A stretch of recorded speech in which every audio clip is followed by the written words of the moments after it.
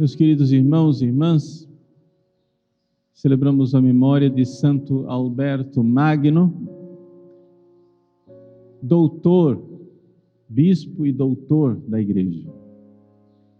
Quando a Igreja proclama um santo como doutor, são poucos os santos doutores, é porque esse santo tem uma grande mensagem para todos nós. Nós todos deveríamos nos colocar na escola desse grande santo. E a grandeza de Santo Alberto Magno encontra-se no fato de que ele firma com grande clareza o compromisso da Igreja Católica com a verdade racional das ciências. Ou seja, muitas pessoas acham que existe uma contradição entre a fé e a razão. Santo Alberto Magno nos mostra que essa contradição ela não existe. E ele, como grande cientista da sua época, mostrou isso não somente nos seus estudos, mas também na filosofia e na teologia. Quem foi Santo Alberto? Santo Alberto nasceu no final do século XII, viveu a maior parte da sua vida no século XIII, isso quer dizer 1200 e alguma coisa, não é? E ele morreu com 87 anos. No início da sua vida, Santo Alberto teve um grande interesse pelo estudo das ciências, ciências naturais, aquilo que nós hoje chamamos de ciência, né? A física, a química, todas essas ciências, biologia, tudo isso que é o mundo, como ele foi criado por Deus, sabendo que o mundo foi criado por Deus, que é sumamente sábio, e, portanto, é exatamente isso que permite que existam ciências. Pouca gente se dá conta disso. Porque meus queridos, que a ciência moderna só se desenvolveu no Ocidente. Todo mundo fica falando, a sabedoria dos chineses, a sabedoria das religiões orientais, a sabedoria. Mas por que foi que a ciência moderna e toda a tecnologia da qual hoje nós usufruímos só se desenvolveu no Ocidente? Por uma razão muito simples, porque só no Ocidente havia a Igreja Católica. A ciência existe por causa da Igreja Católica. E se não houvesse Igreja Católica, não haveria ciência. Mas como assim, padre? Simples. O que é a ciência? É a inteligência humana que busca na natureza, nas coisas, uma lei inteligente, uma regra constante. Mas isso só é possível porque nós, cristãos, católicos, lutamos durante séculos e séculos para banir da face da terra o paganismo. O que é o paganismo? Para os antigos gregos, não adiantava você ficar estudando como é que o mar se comporta, porque para eles o mar é uma força de um deus, Poseidon. Os antigos romanos, não adianta você ficar estudando o mar, porque o mar é um deus, Netuno. Para os africanos animistas, não adianta você ficar estudando o mar, porque o mar é um orixá, Iemanjá. E o que quer dizer isso? Isso quer dizer que, se o mar tem por trás a força de uma pessoa, com um arbítrio, um dia Netuno fica irritado, Iemanjá fica com raiva, Poseidon acorda de mau humor, e aí o mar se agita. Bom, Se é assim, então não adianta a ciência querer estudar o mar. Por quê? Porque o mar é caprichoso. Porque hoje o mar resolveu acordar de mau humor. E isso é imprevisível.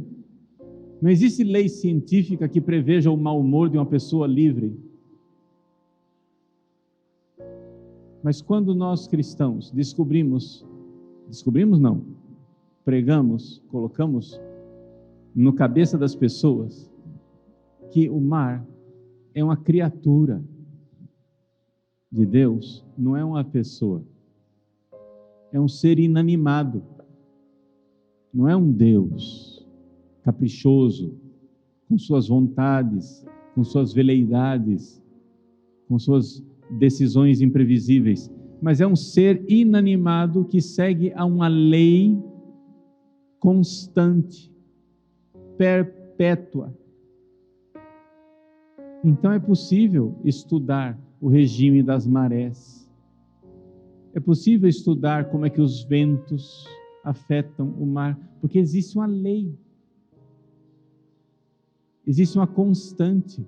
Então a gente pode fazer previsão do tempo. Os marinheiros, antes de saírem de viagem, se a gente estudar a meteorologia, o regime dos mares, as correntezas marítimas, etc, etc, é possível prever, olha, não sai tal dia assim, não vá nessa direção porque vai ter uma tempestade marítima, ou não vá naquela direção porque as correntezas vão naquela direção. Então você consegue estudar as coisas e você faz ciência. O homem não teria chegado à Lua, não haveria ciência moderna, nós hoje não usaríamos celular, computador, etc., se a Santa Igreja Católica não tivesse prestado o serviço à humanidade de exorcizar esses deuses falsos, esses deuses pagãos.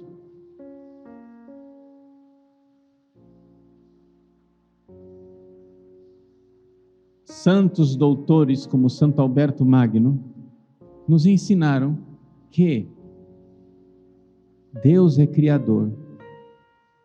E Ele, quando criou as coisas, colocou leis inteligentes nas coisas. Existe ali o rastro de uma inteligência. E o que é que a ciência busca? A ciência é uma inteligência humana que está buscando a racionalidade de uma lei inteligente que está nas coisas. Mas quem colocou essa lei inteligente nas coisas? O Deus Criador. Portanto, se não houvesse um Deus inteligente, sabedoria suprema, Criador de todas as coisas, não haveria ciência, porque nós teríamos o caos. As coisas iriam mudar simplesmente, caprichosamente, sem constância, sem inteligência, sem leis, sem princípios. E, portanto, se não há princípios, a gente não pode fazer equações matemáticas que possam calcular, por exemplo, as forças, os vetores que levam, por exemplo, o homem à Lua. É somente porque existe uma constante inteligente nas coisas que nós podemos ter ciência. Mas para que haja essa constância nas coisas, esses princípios perenes nas coisas, é necessário que as coisas não sejam deuses.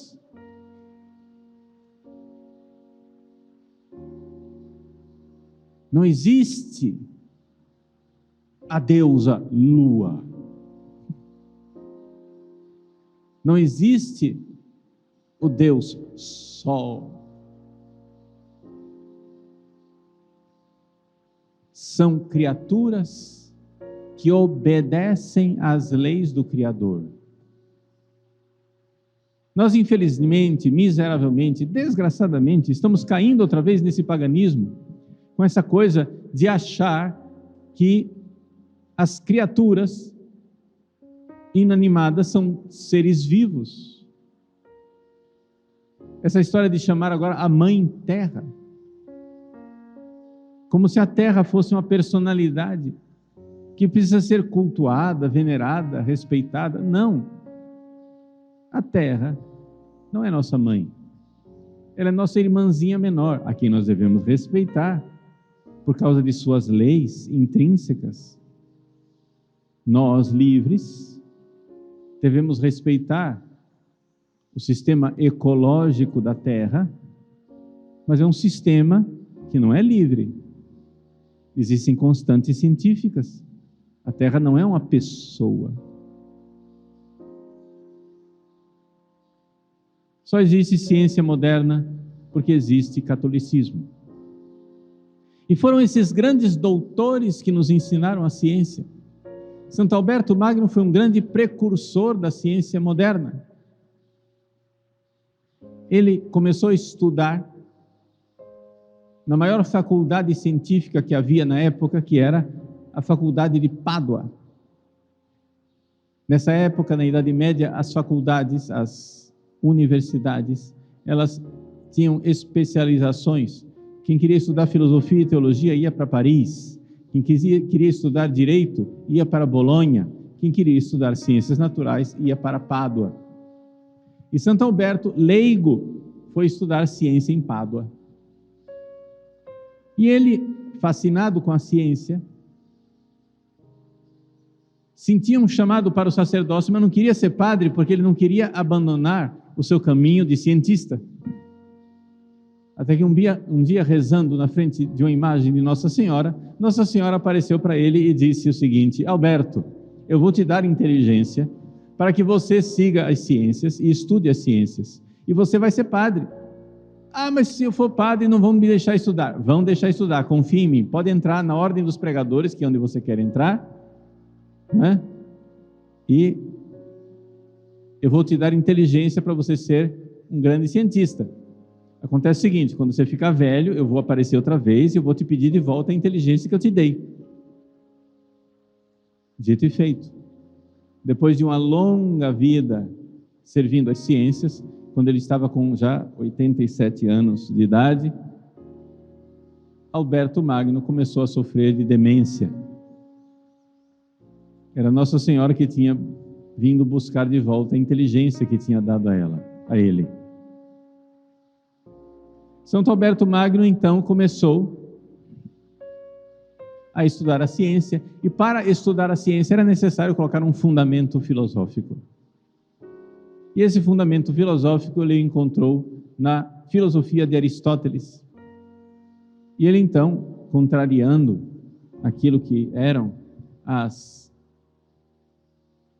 aquilo que se fazia comumente nas universidades, começou a estudar o Aristóteles, que era olhado pelos cristãos com muita suspeita. Santo Alberto Magno, no entanto, começou a ver que ali não tinha o que suspeitar. Havia ali uma inteligência grande, enorme, que estava vendo as leis de Deus, mesmo sem conhecer Deus. Aristóteles era um pagão, mas com a luz natural da razão, ele conseguiu enxergar coisas que o cristão Alberto Magno disse: mas só pode ser verdade. Olha só, que racionalidade maravilhosa. E assim Santo Alberto Magno mostrou que não havia nenhuma contradição entre aquilo que Aristóteles dizia pela luz natural da razão e aquilo que nós cristãos criamos pela luz sobrenatural da fé. Não há contradição nenhuma entre fé e razão, muito pelo contrário, as duas se ajudam mutuamente. Foi essa convicção que influenciou enormemente o maior doutor da Igreja Católica, Santo Tomás de Aquino. Santo Tomás foi aluno de Santo Alberto. Santo Alberto logo cedo viu a grandíssima inteligência de Tomás de Aquino. Tomás de Aquino era um menino grandão, desajeitado, porque ele era de origem alemã, Alberto também era alemão. Então, Santo Tomás de Aquino, embora tenha nascido na Itália, a sua família era de origem teutônica, alemã. Então, como alemãozão grande, o homem era uma geladeira, era um armário enorme. Só que era muito fleumático, introspectivo, caladão, e dava a entender para os alunos que ele era um boboca, um bobo. E como os alunos cruéis costumam colocar apelidos nos seus colegas, bullying, Santo Tomás de Aquino foi vítima de bullying e colocaram o nome dele, o apelido de Boi Mudo.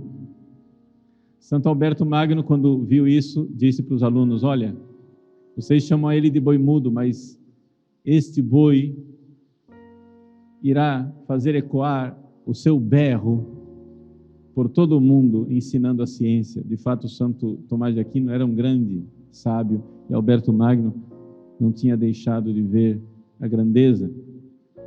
Santo Tomás de Aquino morreu cedo, Santo Alberto ainda estava vivo e, inclusive, viajou para a Universidade de Paris para defender Santo Tomás, que, depois de morto, estavam querendo condenar algumas teses dele. E Santo Alberto Magno, com grande humildade, ele, mestre, foi lá defender o seu aluno porque reconheceu a grandeza do seu pupilo, do seu aluno, como maior do que ele em muitas coisas, em termos filosóficos e teológicos. Santo Alberto Magno, portanto, é para nós um grande exemplo. Sim, foi padre, sim, foi bispo, sim, mas foi também cientista, grande estudioso e colocou os fundamentos para aquilo que seria mais tarde, iria se desenvolver como a ciência moderna. A ciência moderna precisa ser trazida de volta para o seio do cristianismo. As pessoas que enxergam na ciência moderna uma contradição com a fé cristã, não enxergam que, na verdade, ela não seria possível sem a fé cristã. Que, na verdade, a ciência moderna é um dos frutos desta grande sabedoria de santos doutores que, iluminada a sua inteligência pela luz sobrenatural da fé, viram que também podiam iluminar a sua inteligência com a luz natural da razão.